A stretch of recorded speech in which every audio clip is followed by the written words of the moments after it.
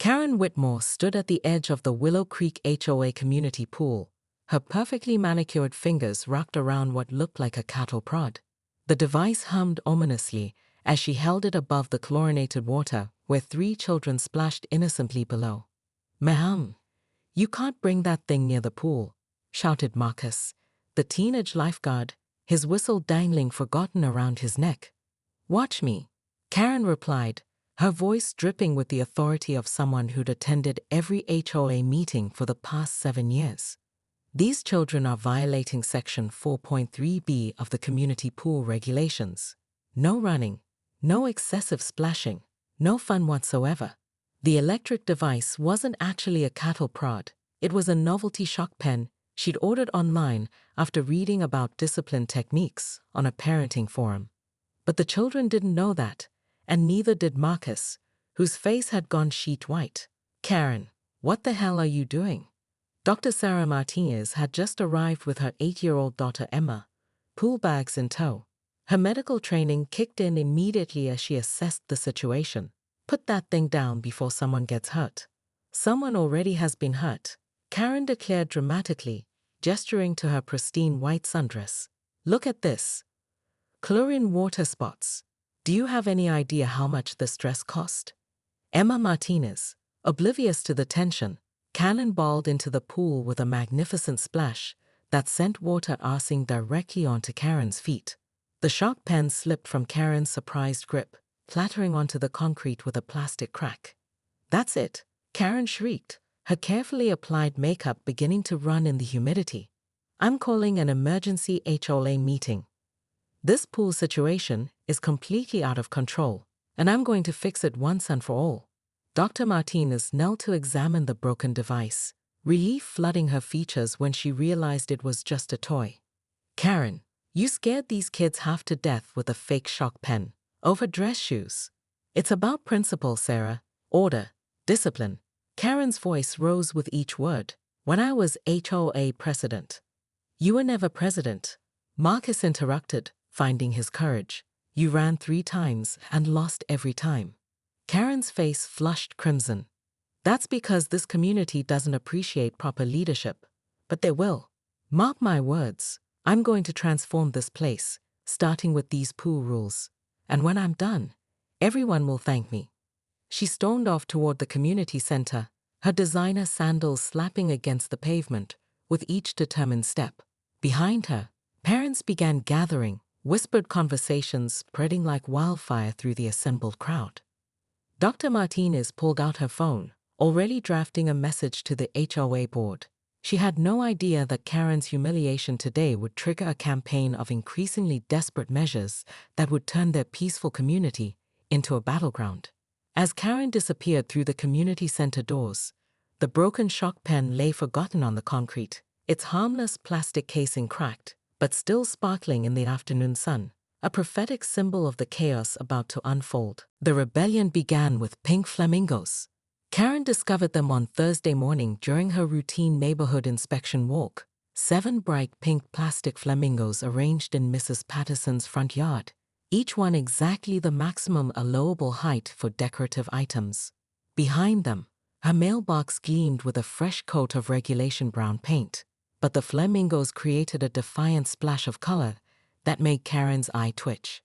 "Clever," she muttered, photographing each flamingo from multiple angles, but not clever enough.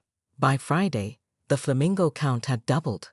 Jake Morrison had installed a small flock in his yard, and the Hendersons across the street had added 3 more. Each placement was technically within HOA guidelines, but the collective effect was clearly coordinated mockery. Karen called an emergency HOA board meeting for Saturday morning. "This is about more than yard decorations," she announced to the 5 board members gathered in the community center. "This is about respect for authority and the preservation of our community standards." Board President Tom Riley, a soft-spoken accountant who'd held the position for 4 years, rubbed his temples. "Karen, we've received 14 complaints about your recent enforcement activities. Mrs. Patterson called me crying about her mailbox situation, and I handled it appropriately," Karen replied, clutching her violation folder. She was non-compliant, and now she's compliant. The system works. The system works when applied with common sense and compassion, interjected board member Lisa Chang. Threatening children with shock devices, even fake ones, is not appropriate community leadership. Karen felt the familiar heat rising in her cheeks. That was a misunderstanding. The real issue here is that residents are openly mocking our regulations with this coordinated flamingo display.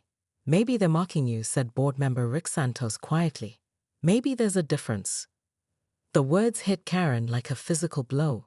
She looked around the table at faces that had once shown her polite attention, but now displayed barely concealed frustration and embarrassment. I see what this is, Karen said, her voice beginning to shake. You're all against me because I'm the only one willing to enforce the rules that you're too cowardly to uphold yourselves. Tom Riley leaned forward. Karen, we're suggesting you take a step back. Maybe consider resigning from the Architectural Review Committee for a while. Let things cool down. Resign? Karen's voice cracked. I've given 7 years to this community.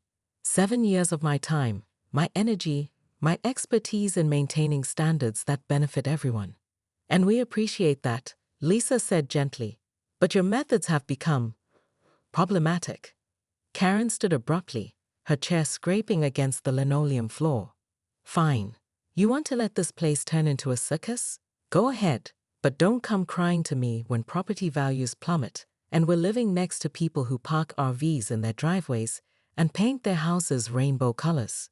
She stormed out, leaving her folder of violations scattered across the table. That afternoon, Karen sat in her car outside the community pool, watching families enjoy the sunshine and clear water. Children ran and splashed exactly as they had the day she'd brought the shock pen, and no one seemed to mind the noise or the water splashing onto the deck. Her phone buzzed with a text from Gary. Board called. Said you resigned from everything. Coming home early. We need to talk. Karen started her engine, but didn't move. In her rearview mirror, she could see the Hendersons adding another flamingo to their collection, this one wearing a tiny HOA badge around its plastic neck. She laughed despite herself, a sound that contained more sadness than humor. For 7 years, she believed that perfect order would create perfect happiness. Instead, her pursuit of control had left her completely alone, surrounded by neighbors who saw her as the enemy rather than the protector she tried to be. As she finally drove home, Karen wondered if there was still time to find a different way to belong to her community, one that didn't require electric shock pens or violation notices. But first, she would have to figure out how to apologize to an entire neighborhood, starting with an elderly widow who just wanted to honor her husband's memory. The flamingos watched her drive away, their plastic smiles somehow both mocking and mysteriously hopeful, as if they knew something about forgiveness that Karen had yet to learn. 3 days after the pool incident, Karen sat in her immaculate living room, surrounded by printed emails, community bylaws, and a color-coded spreadsheet tracking every minor infraction she'd witnessed in the past month.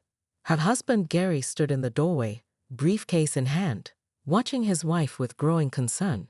Karen, honey, maybe you should take a break from all this HOA stuff. Come to dinner with me and the Johnsons tonight. Dinner? Karen looked up from her papers, her reading glasses sliding down her nose. Gary, I'm trying to save our community from complete anarchy. Do you realize that Mrs. Chen's garden gnome is 3 inches taller than the approved maximum height? Gary sighed, loosening his tie. He'd been married to Karen for 15 years and had watched her need for control steadily intensify. But this felt different, more desperate. It's a gnome, Karen.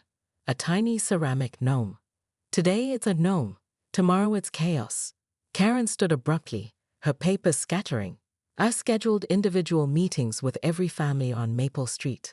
They need to understand that rules exist for a reason. The doorbell interrupted their conversation. Karen peered through the peephole and smiled triumphantly. Perfect timing. That's my first appointment.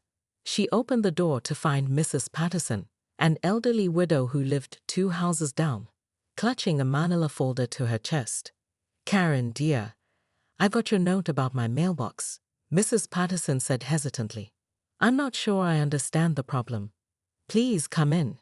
Karen ushered her to the coffee table, where she prepared a presentation complete with printed photographs and community regulations. Your mailbox post is forest green. According to Section 12.7 of our community guidelines, all mailbox posts must be either black or brown. Mrs. Patterson adjusted her hearing aid, looking confused. But dear, I painted it green because my late husband Harold loved that color. It was his favorite. I understand the sentimental value, Karen said, though her tone suggested otherwise. But we can't make exceptions based on personal feelings. What if everyone painted their mailboxes to honor deceased relatives? We'd have a rainbow of chaos. Tears began forming in Mrs. Patterson's eyes. Harold painted that mailbox himself 2 months before he passed. It's all I have left of his handiwork. For a moment, Karen's resolve wavered. She remembered Harold Patterson, a kind man who'd always waved when she walked her small dog Precious through the neighborhood. But then she thought about the pool incident, about Marcus's words, about all the times her fellow residents had dismissed her concerns. I'm sorry, Mrs. Patterson, but the rules must be followed. You have 30 days to repaint, or I'll have to file a formal complaint with the HOA board. Mrs. Patterson left in tears, and Karen immediately regretted her harshness. But she couldn't show weakness now, not when she was so close to establishing the order she craved. Her next appointment was with Jake Morrison, a recent college graduate who'd bought the starter home on the corner. He arrived 20 minutes late, still in his work clothes from his job at the auto shop. Look, Mrs. Whitmore, I got your email about my trash cans, but I honestly don't see the problem. Karen pulled out another folder. You left them at the curb until Thursday evening. Collection is Tuesday morning, which means you have until Wednesday evening to retrieve them. I work until 6. I got them Thursday because that's when I got home. Jake's patience was already wearing thin. It's literally one extra day. Rules don't bend around individual schedules, Jake. If everyone decided when they felt like following community guidelines, we'd live in complete disorder. Or we'd live like normal human beings with jobs and lives. Jake shot back. Lady, with all due respect, you need to find a hobby that doesn't involve micromanaging your neighbors. After Jake left, slamming the door behind him, Karen sat alone with her papers and her righteous anger. Gary had already gone to dinner without her, leaving a note about leftovers in the refrigerator. Her phone buzzed with a text from her sister Linda. Heard about your pool stunt. Mom's worried about you. Call her. Karen deleted the message without responding. Nobody understood that she was trying to protect their community's property values, their quality of life, their standards. Someone had to care about the details that everyone else ignored. She spent the evening drafting violation notices, each one meticulously documented and officially worded. Tomorrow, she would distribute them personally, along with citations for every infraction she catalogued. They would understand her dedication to excellence, or they would face the consequences. As midnight approached, Karen finally looked up from her work, realizing she'd forgotten to eat dinner. Her reflection in the dark window showed a woman